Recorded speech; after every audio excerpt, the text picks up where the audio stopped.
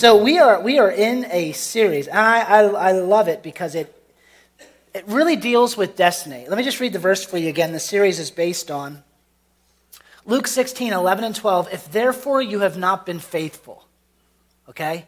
If therefore you have not been faithful in the use of unrighteous mammon, it's another phrase for money, who will entrust you with true riches? If you haven't been faithful with money, who will actually trust you? And we talked about what true riches are. True riches are actually, in the kingdom, are people. Okay, God wants to put you guys in a position to influence people, right, for the kingdom. He wants to take you and put you over people, but you got to be trustworthy with money. Why? If you use money to gratify yourself, you will use people to gratify yourself. Does that make sense? Everybody remembers that? And we talked about humility. We talked about looking at people's fruit and seeing people who have fruit in this area and starting to talk more openly about money with them and going and getting advice and just saying, hey, you know, like I see that, see, the problem is you can't necessarily see it. You just have to start talking about it with people. We also talked about last week, we talked about contentment. If you guys are coming in on this series, on this sermon, I need you to listen to last week's sermon. It was about contentment and how peace and joy come from the inside, and there's nothing that we can buy on the outside that's ever going to bring us peace and joy. Okay? It's so funny. How many of you guys have ever decided that, like, in your heart, you were going to do something for God? And you're like, I'm going to do this for God. And then, like, you went to do this thing for God, and you just literally hit a wall. And what you thought was going to happen didn't happen. You guys know I love healing. I love praying for the sick. I think it's hysterical when, like, I just start laughing about it now. When I go up and pray for somebody in public, I'm like, hey, you know, what's going on there? Can I pray for you? And they're like, yeah, I guess. And I say, awesome. I'm going to pray for you. Would you mind if I pray 3 times? And they're like, okay. And because I have so much faith in the first prayer, right? And you go and you pray for somebody, and nothing happens. And it's like, man, I had the right heart. I'm stepping out. I have courage. What's going on? Why isn't this thing, shouldn't this thing move? Don't I have the right heart? I'm telling you, what your dreams and your destiny take so much more than the right heart. It requires all of the kingdom to push back the enemy. It requires persistence and courage and stewardship and relationships and everything going forward, not just the right heart. The kingdom is so much bigger than that. And if you can't see what it is that God's calling you to do, or if you can't see it, then you will not be able to produce it. Okay? That's why when I could just laugh out loud when I pray for somebody and they don't get healed on the first try, because it's just so funny. Because I'm going to keep going. They're going to get healed. I just have to convince them to let me pray for them longer. You know? And the things move. They move after that. By the third prayer, once it moves a little bit, you got them. And so there's more to the kingdom than just the right heart. And in Luke 16, he's talking about money and the handlement of money being one of these things. For you to see your destiny come to pass, you have to grip this thing called money and be faithful with it. Okay? Now, many of you guys maybe looked at money in the Bible and said, oh, I guess it's yucky and we're not supposed to deal with it. And last week I said, well, I'm just trusting God with money. No. Money has been entrusted to you. Do you know who, like, that one parable of the guy who went and buried the talent? We're not doing that with money. We're not saying, okay, I'll take this money and I just won't really deal with it. It's your money, not my money. No, he's given it to you, and now you need to be faithful with it. Make sense? All right.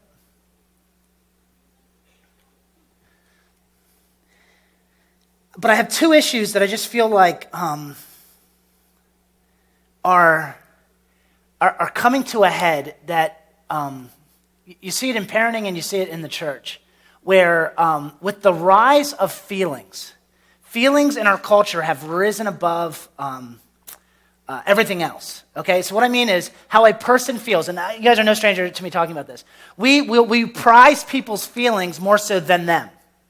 So, like, somebody could be, about to destroy their lives, and for the sake of not hurting their feelings, we don't speak up.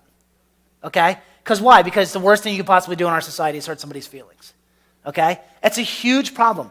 And one of the ways that the church has responded to this cultural situation is, if you have a symptom, you need the right prescription. And the prescription that the church has been trying to use, it's a prescription that does work in certain cases, is encouragement. Okay? Encouragement is good, but it's not the prescription for everything. There's also a prescription called discipline. And most people are trying to cure what's wrong in their life through encouragement, but they needed discipline, not encouragement. They needed the truth, and they needed to have a disciplined lifestyle. They needed to have self-control. But instead, they've taken their life, and their life is getting shambly, if I could use that word, and they want to be encouraged to a better place, but you can't encourage somebody who needs discipline. They need discipline. They need to be more disciplined. Does that make sense? So you got people whose lives are crumbling, and they're attending a church where there's just an encouraging message every Sunday, and it's not the right prescription for what they need, but they like the way it feels, and they prize their feelings above themselves, so they continue to go to hear such encouragement. They ask people, can you encourage me? Can you encourage me? Can you encourage me? No, what you need is you need discipline. Okay? What does that have to do with money? Okay. Some people have said, hey, I really appreciate this sermon. I really appreciate these sermons. Man, like when you're up there, like you're shining. I see the glory of God all over you. You're handsome. I'm like, well, hold on. I added some things. Anyway.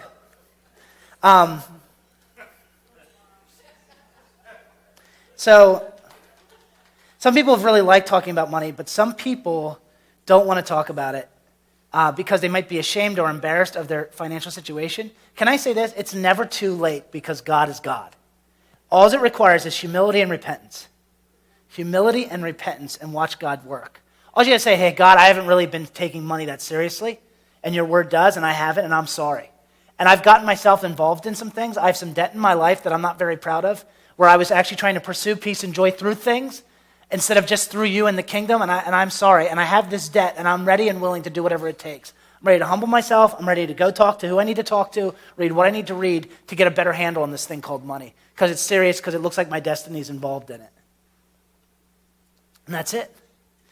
But if you will not humble yourself, God cannot give you the grace to pull you out. He will continue to oppose your pride. It's the number one rule in the kingdom. What does he do to the humble? Gives them grace. What's he do to the proud?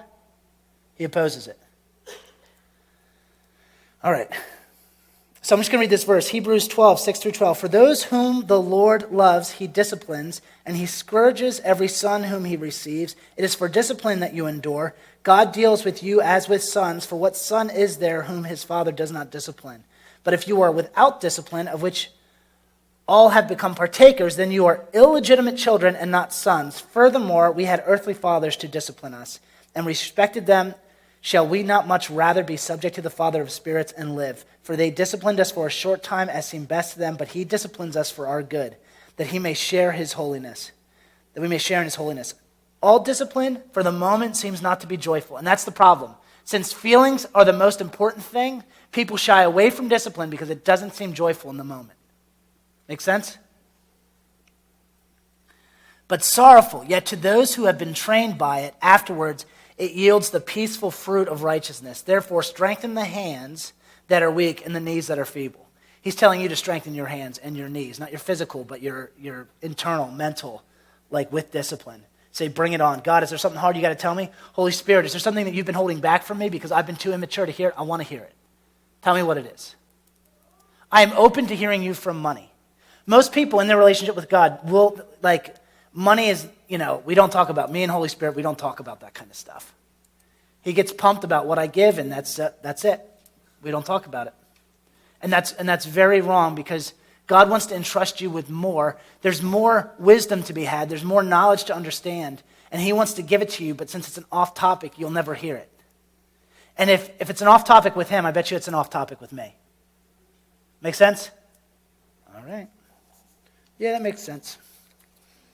Issue number 2, God's will for your life. Here's God's will for your life. Are you ready? Rejoice always, pray without ceasing, and everything give thanks, for this is God's will for you in Christ Jesus. This is God's will for you. If you can't do this, the reason I have a tree there, I was talking to somebody the other day, and the reason they were talking about God's will as if it was a tight wire, okay? You're either on it or off of it. But the way they were talking about it, and we all do this, was based on decision. Well, if I do this, will I be outside of God's will? Or will I do this, will I be outside of God's will? It doesn't matter what you do as much as you can do that with the decision that you made. If you make that decision, will you still be able to rejoice, pray without ceasing, and in everything give thanks? Because that's his will. And if you can do that in the decision you made, you're still inside of his will. Everybody following me? So what is his will? His will is an internal thing within you, not an external decision that you make. But we've been taught, just through people standing on stage and testimonies and blah, blah, blah, blah, that as if his will is out there. Meanwhile, it's internal. And that you would walk the earth with this light inside of you because your eyes are fixed on light. It's inside of you. You can rejoice always and give thanks. And everything you do, he can come and be a part of it because you got this going on the inside. All right? Okay. So it's like, the reason I have a tree is because it's like, it's not necessarily a wire, it's a tree that you climb. And like, there are many branches, many places to be, but as long as you got this going on, you can sit pretty much anywhere on the tree, and his will happen, because his will is an internal thing. Make sense?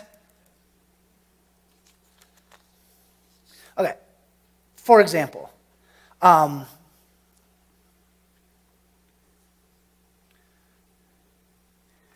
like, you know what the Bible says about divorce? Not a huge fan of it, right? I've never seen somebody be able to do this and initiate a divorce. Make sense? You can't divorce your spouse and be doing this at the same time. You can't divorce your spouse and be thankful for your spouse. Okay? The discipline. Yeah. Say, hey, tell me what kind of decisions to make. Divorce my spouse if I want to, mister. All right. So, here are the topics. This is extremely practical. We're going to get so practical today that you're just going to be like, oh my goodness, I should have been taking notes. Okay? Who is responsible for these things? Is God responsible for your income, your expenses, your giving, and your investing? Who's he giving money to? He's giving money to you.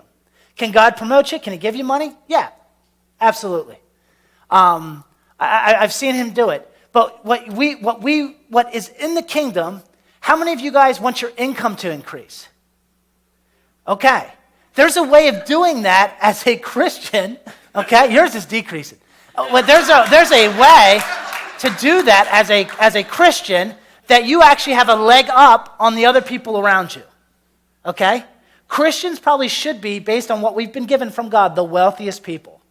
Okay? Not because God's just handing us money, but because what we have on the inside can produce more than the world, but we won't release that because we're afraid to talk about money. But we're going to talk about it today. Okay? How many of you guys want your expenses to go down? You can do it. You can actually make that happen. How many of you guys want your giving to go up? Yeah? Okay. How many of you guys, like I'm sure maybe some of you are familiar with this word, maybe not. Maybe some of you guys have savings. I'm not talking about savings. I'm talking about taking savings and actually being able to invest it in something that makes you money. Okay? Because I want you guys to know that the people in the Bible, they didn't have savings. They had investments. Their flocks made more flocks. Okay? And if I can make money not doing anything, yes, please. I'll do that. And what if you made enough money without doing anything that eventually you didn't have to work at your job and then you could do whatever God wanted you to do? Wouldn't that be nice? It's actually possible. Okay. Why can a Christian make more income than anybody else? Let's look at that. In Colossians 3:22 through 25, it says, whatever you do, do your work heartily as for the Lord rather than for men, knowing that from the Lord you will receive the reward of the inheritance. It is the Lord Christ whom you serve. For he who does wrong will receive the consequences of the wrong which he has done, and that without partiality. Okay, the reason why you're more diligent than the people at your work is because they're all working for the boss, right? And you're working for the boss. And you know the reward that you'll receive. They don't know the reward. And they don't know the boss, but you know the boss. And so you work for that boss, not the boss that you see. And you got to keep that in perspective. That, hey, I'm going to work, my boss smells funny, and he's a close talker, but I'm not working for this close talker. I am working for the Lord, and he's a perfect talker. Okay? And you need to put that in perspective. And your diligence, you are diligent because you're not working for him, you're working for him. Nobody else should be more motivated than you at work than you.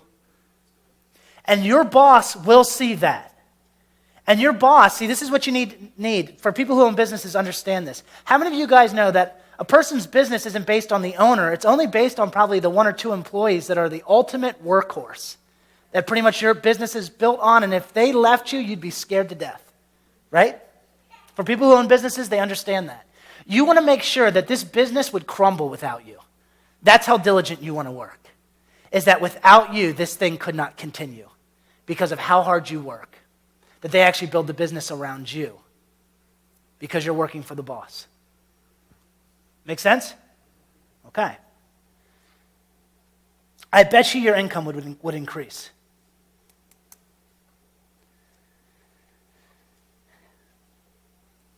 So, second one. And here's just a question. Does God choose who's poor or who's rich? Is God making some people poor and some people rich? Some people are sowing and reaping, and I understand all those principles, but he's not making poor poor. A lot of people are just perishing because they lack understanding. That's it. It's not that they're bad people. It's not that. It's just they lacked understanding and they weren't given it. Proverbs 10:4. Poor is he who works with a negligent hand, but the hand of the diligent makes rich.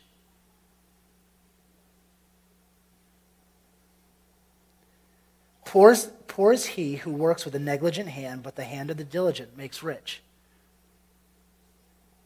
Proverbs 12:24. The hand of the diligent will rule, but the slack hand will be put to forced labor. So we want to be diligent. I don't want to be involved in forced labor, okay? And I'm not against labor jobs. I love labor. I love being involved in something. For me to sit for 25 minutes in that room, my staff always goes, "Where are you going?" I said, "I'm just leaving. I can't sit here any longer. I'll be right back." Right?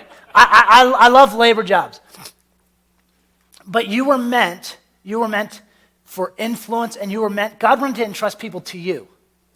Okay?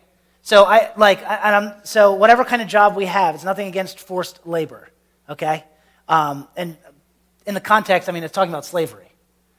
So I'm not talking about a certain kind of job. What I'm saying is that there's a place where we're diligent and we get promoted. 2 Timothy 1-7. This is expenses. How many of you guys want your expenses to go down? You've actually been given a spirit of self-control. So the other people around you, I don't know what kind of control they have, but I know that you've been given a spirit of self-control. Which means what? Which means that you're less grabby than other people because you've been given something on the inside. And you know that those things that are on the outside can't fulfill you. And what I talked about, I said, is it bad to buy a boat? Are you allowed to own a boat? If you have peace and joy, I said, go ahead and make the purchase. But if you don't have peace and joy, put the checkbook away. Don't make decisions out of your heart when you don't have peace and joy, or you'll try to buy peace and joy, and you can't do it. Right? So you've been given a spirit of self-control. 2 Timothy 1-7 says, God did not give us a spirit of timidity, but the spirit of power and love and self-control. Proverbs 21-5, the plans of the diligent lead surely to advantage, but everybody who hasty comes surely to poverty. So you actually, and gosh, this is a verb, like a verse right for me. When I have an idea, I get so excited about it. I want people just to agree with me. That's all I want. Here's my idea. What do you think? And Brian usually goes, I don't know, let me pray about it. I'm like, go, take 30 seconds. Pray about this. Let me know. And he's not praying about it. I'll ask him, what'd you hear? And he's like, for what? And I'm like, what I asked you to, what? I said, what do you think of this idea? I don't know. Let me pray about it. I'm just joking. These are thoughts that I had to myself. I don't think he's praying about these things that he said he's going to pray about. So I love to shoot from the hip, and I'm like, here's an idea, let's execute it before I lose excitement on it. Does that make sense? So that's a verse I need to hear.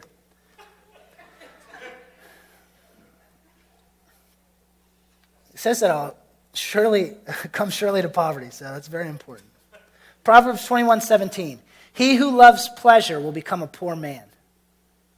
He who loves wine and oil will not become rich because of the expense. And if you spend what you make, you will be poor. 1 Timothy 6:5-11, it says, and constant friction. It's talking about these problem characters. There's constant friction between men of depraved mind and deprived of the truth who suppose that godliness is a means of gain. So what's going on? There are people in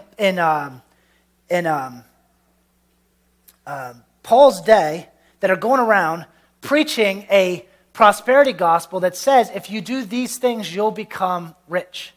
Okay? But listen to what Paul says here, the very next line. But godliness actually is a means of great gain when accompanied with contentment. So yeah, like there's a place to have great gain in the kingdom, but if you don't have contentment, it's impossible. If someone's saying to you, all you have to do is this, and contentment isn't part of the message, it's probably wrong.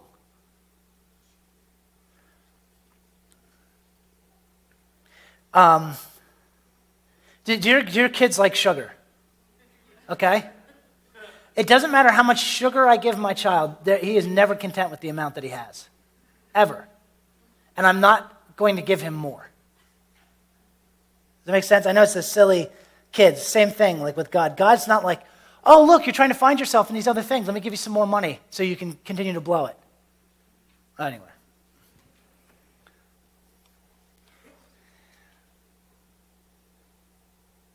Go to the next slide on giving. And here's the deal on giving and generosity. And there's also the same thing with just taking money serious. The moment that you decide to take money seriously, I believe God really starts to take you serious in that area. And he really does meet you, and it's good. Giving is one aspect of what I'm talking about, and it's called generosity, okay? Galatians 6:7, do not be deceived, God is not mocked, for whatever a man sows, this he will also reap. And is that talking about more than money? Absolutely. In Luke 6:38, it says, and it will be given to you, good measure, pressed down, shaken together, running over, they will pour it into your lap, for by your standard of measure, it will be measured to you. Is that talking about more than just money? Absolutely. It's talking about all things. And I want you guys to know that, like, if there's a lack of generosity in your life, listen to me. Please hear me on this. You could say, well, I would be generous if I had more money. I know why you don't have more money. It's because you're spending it all. You probably lack some discipline in how you spend your money. That's probably why. Well, you know, I'm going to give God as soon as I, and it's, no, probably not.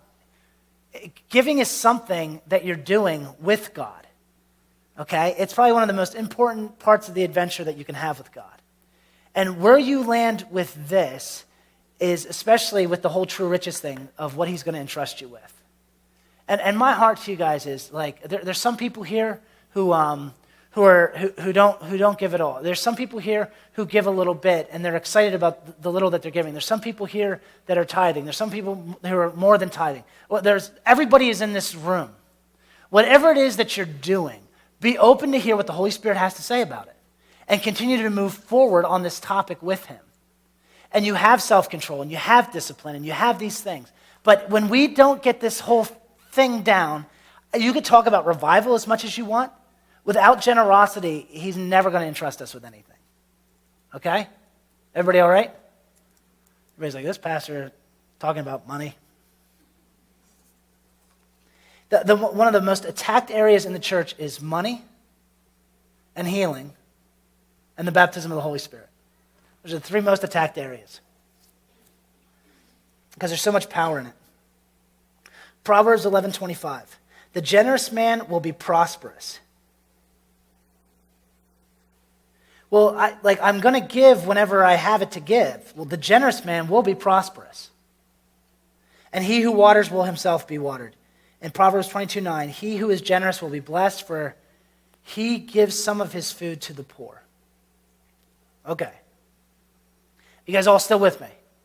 Everybody's all right. Okay. This money thing can send people for loops. Stay with me. We're almost through this. We're almost through this series, so that's exciting. There's wisdom that's available to you that's not available to the world. So I want to talk about investing for a second. I don't want to talk to you about investing without saying this. Investing requires humility. For you to go and invest in something without talking to people who've done it before, who've failed at it, who've succeeded at it, is really moronic and prideful. Okay? So if you're like, well, I'm going to go do this thing and it's going to make me money, I doubt it. Unless you've done the research, unless you've humbled yourself and talked to a lot of people and really have gotten down to it. No, my Uncle Joe says it's a sure thing. Listen, don't just rely on Uncle Joe. All right? Get around some people who know what they're talking about and really hear their mistakes. A lot of people have made mistakes. Nobody has to invent the wheel when it comes to this stuff. Okay? I want to learn. I want to grow from everybody's mistakes. I don't want to make the same mistakes other people have made. They've already paid the price for your free tuition to that lesson. Okay? Just go ask them about it. And I'm sure they want nobody to make that mistake, so it's just good. So Proverbs 15:22, without consultation, plans are frustrated, but with many counselors they succeed. So there's a place. And here's the thing. I told my wife this the other day. I said, from now on, you and I are a limited amount of understanding. I said, if we're going to do something, we're going to go talk to people who've done it. Isn't that a novel idea? It's one of those things where, how many of you guys think your opinions are right? Yeah, because they're your opinions. And if you had a different one, whatever our opinion is, we just tend to believe that it's truth. And meanwhile, there's other people who have succeeded in areas that we haven't succeeded in that we could just go learn from. The only thing that would stop us is pride. And God's opposed to that. And that goes for any area, just not investing. All right. Matthew 10:41. He who receives a prophet in the name of a prophet shall receive a prophet's reward. And he who receives a righteous man in the name of a righteous man shall receive a righteous man's reward. What this is revealing to us, right? These aren't just two characters. Is that if you can see somebody and you can identify who they are and what's on their life, that you could go and talk to them and read from them and use these things that are on the outside of your brain, listen to what they're saying, and you could reap the same reward that they have. Or you might have this mentality. No, that's not how it works. God is just blessing some and not others. And you can throw all the responsibility back on God.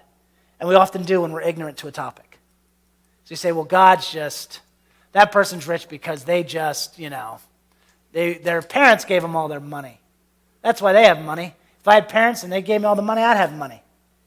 Meanwhile, they've had a financial plan. They've been at it for years. They've had so many counselors in the investing. They've had self-control and discipline around their expenses. This is in no way they've been giving. And they have this huge chunk difference here between their expenses and how much they make, that they're able to put away and give and invest.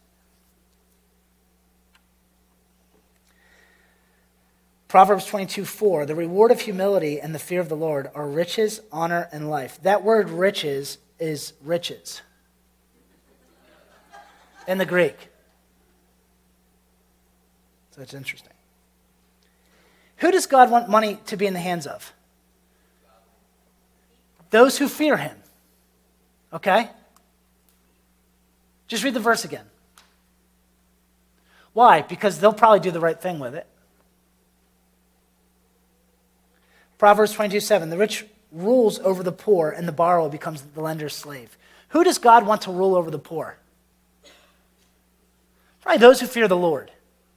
Why? Because they'll probably do a better job taking care of them than people who don't fear the Lord.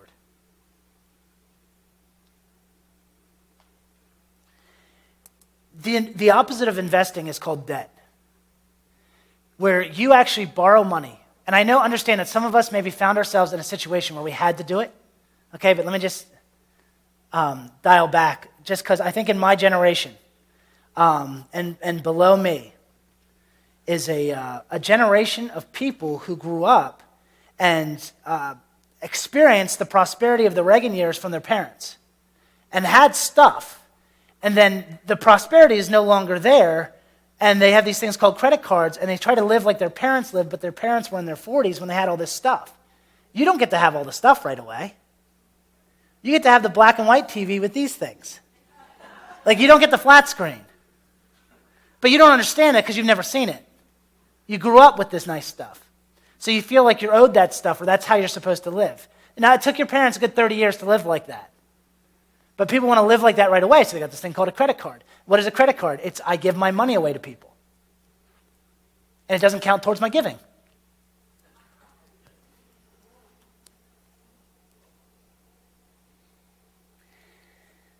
Proverbs 27:23, it says, know well the condition of your flocks and pay attention to your herds.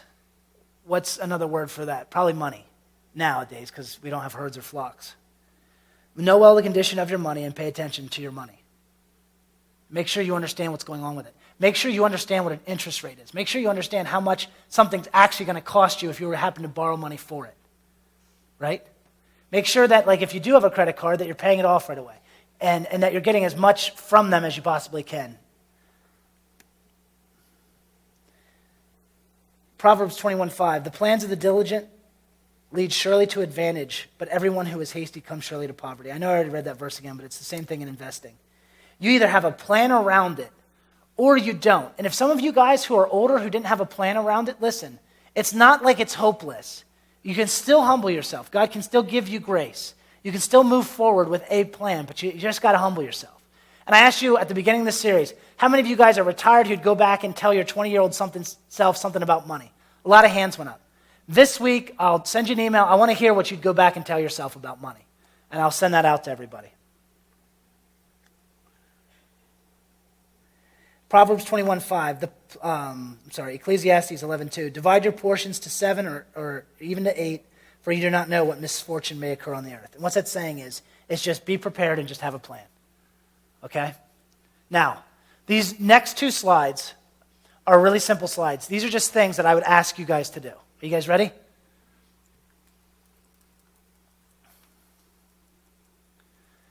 This is some things that I would just do, some practical steps.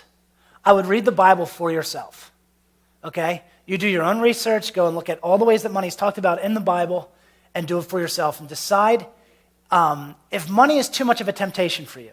And what I mean by that is one of the things that the parable talks about is the deceitfulness of riches. Like for the rich young ruler, the deceitfulness of money, that he was set up because of his money, and that's where he stood on his money, not on the Lord. He had the opportunity to become one of Jesus' disciples and couldn't because of money. If that's you, don't tempt yourself with money. Do whatever you got to do to not be tempted by it, okay? For the rest of you who that's not your issue, you got to engage it. Decide to give. And what I mean by that is decide whatever you feel like your next step is in giving. Ask God, hey God, like this is how much I'm giving, and I'm coming to you honestly, and I'm asking how much would you want me to give, okay? And after you hear the number, go to some people you trust and say, hey, I prayed about this is what I heard, does that seem right, blah, blah, blah, blah, and figure that out. Then you form a budget around that number. Some people form a budget, and then they see if they have any money to give. That's not how you form a budget. You decide what you're going to give, then you form a budget around that number. Make sense? Okay. If you don't have a budget, you don't know what you're actually spending money on. That means you live life like this. I have money and I spend money. All right. I'm going to try to do this. I've been working on a flag routine for you guys. No, I'm just joking. Here, will you guys stand up? Come up here. Oh, I don't know how these things work. Here, you stand right here. And Grace, You're here. And Heather, this is yours, okay? Now, this is our starting point. Heather and Grace start walking down the other direction. And I want you guys to stand right next to each other. Right there is fine.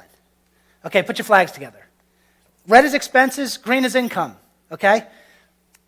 Most people live their life like this. They spend the money that they have. And what's so crazy about money is you feel like it's yours. You're like, this is my money. I worked on it. All right, let's say you got a raise. Move down a little bit, okay? And most people are like, okay, look at it, I got more money to spend. This is awesome. All right, now move down a lot. Oh, cool, I got all this money.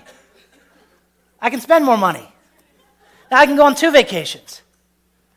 Now I can do these things that I wanted to do.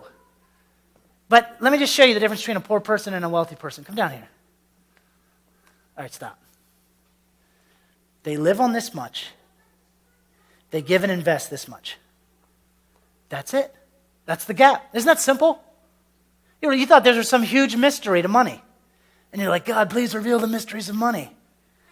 Your prayer's answered. It's right here. All right? Now, for as simple as that is, I got to tell you that I didn't, process how simple this was. Okay? I am no guru. I am somebody who's growing in this and trying my best to steward this well because I want God to trust me with true riches.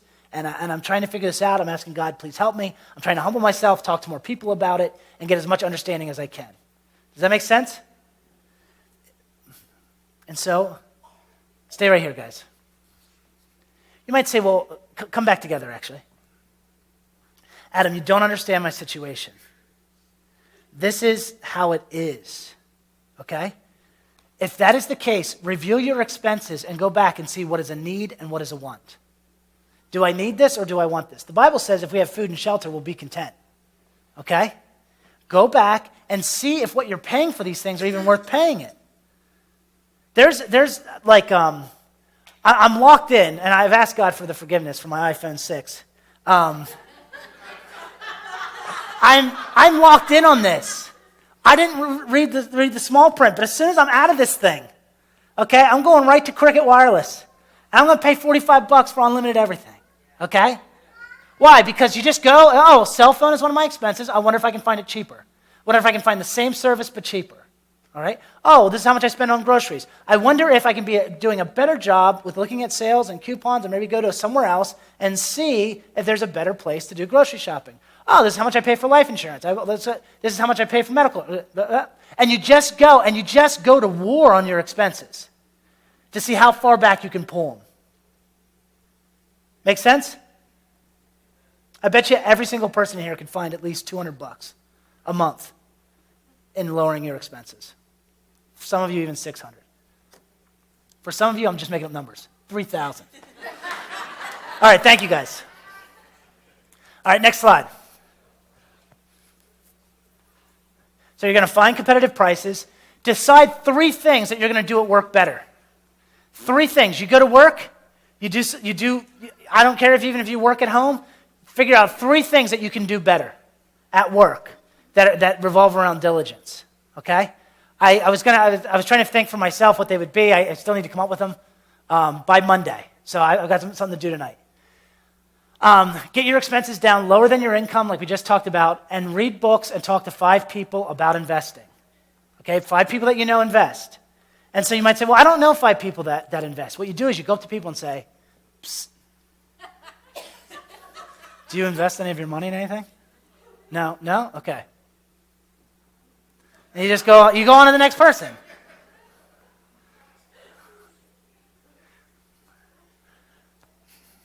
I read this book, Rich Dad, Poor Dad. It was an awesome book. It really opened my eyes to a lot of things. And the guy, is he a Christian? He talks about giving briefly at the end, but it doesn't matter. His points are biblically based. It's good. All right. Everybody okay? All right. I'm pretty sure this is going to be our next series. We're going to talk about freedom. And some of you guys might say, well, I am free. I'm talking about a freedom. Like, how many of you guys know that there's probably more courage and more joy and more peace that you can have in your life than you currently have? Okay? That's what we're going to be exploring. We're going to get into that, and you guys are all going to be high on Jesus by the end of the series, okay? It's going to be awesome. All right, here's what I want. For those of you guys who are signed up for membership, why don't you guys go ahead and leave right now, go get your kids, and take them to room 105 across from the main offices, okay? That's where Morgan's going. If you want to follow her out, that's where she's headed. If you're signed up for the membership classes. If there's not more people than that, you're going to be lurking trying to get some pizza, because we'll have plenty of it. But you guys head out. We'll meet you guys there. For the rest of you, stand up.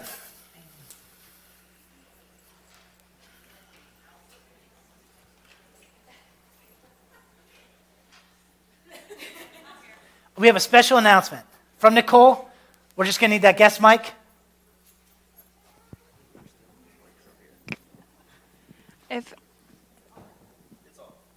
Hello? Okay. We are having the ladies' tea this afternoon in the gym, so we are in need of help with moving tables to the gym. If anyone can stick around for just a few minutes after the service and help out, that would be awesome. Thank you. All right. Thanks, Nicole. All right. So I'm going to say a prayer, and if you agree with it at the end, all you're going to do is say amen. Okay? So, Father, I just thank you. There were decisions that we've all made with a lack of understanding. And those decisions have consequences. But I know that humility can overcome those consequences, and your grace can overcome anything in the realm of finances. We thank you so much for just teaching us. Holy Spirit, we invite you to teach us more. Talk to us about the 4 topics that we just talked about. We're wide open to it, Father. And help us with our hearts that we might get all of our peace and joy from you, that we might be entrusted with true riches. In Jesus' name, amen.